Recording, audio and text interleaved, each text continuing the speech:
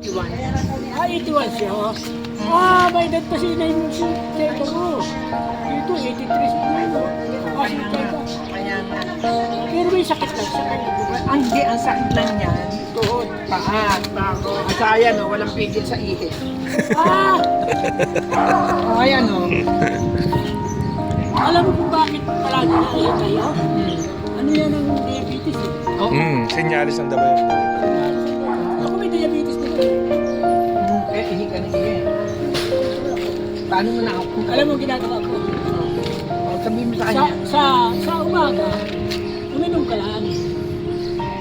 Uminom ka lang 2 baso, 1 baso. Pero pag hapon na, huwag ka na mag-iinom ng marami. Ito ko uminom. Para may inuman sa Ay, gabi. kita mo naman, ang ganda. Kaya, tama naman yan. Putis naman yan dahil kaiinom ng Tingnan mo naman ang katawan. Oo. Isa ba naman? Baka walang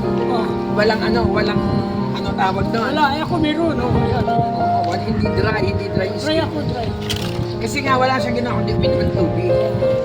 Kaya ako hindi ako nagkukontrol sa tubig sa gabi, bakit ako sa gabi, pag ako nakatulog ng alas 7, alas 8 ng gabi, pag ako nakatulog alas 7 ng gabi, gigising ako. Mio.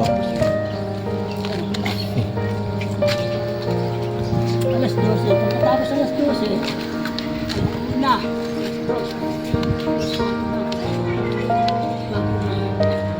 Alis ka ito, babaan ka. Okay lang.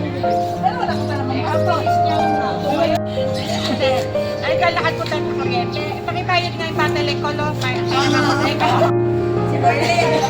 Tatanungin mo kasi ng kasunod. Sino kasi? Lalo kasi. Marlene. Nasa niyo. Si Johnny. Maparito yung O, sino ba yung anak niya? ay, yung anak niya. Sino ba yung anak niya? Sino pa yung Mga kasunod? anak niya. Yung namatay. Johnny. Lami na siya. Ay, patay na.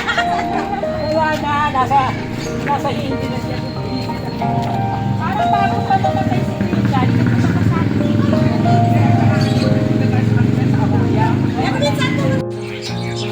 Kaya kapitbahay niya. Di ba dati may ginawa na tayo malaman?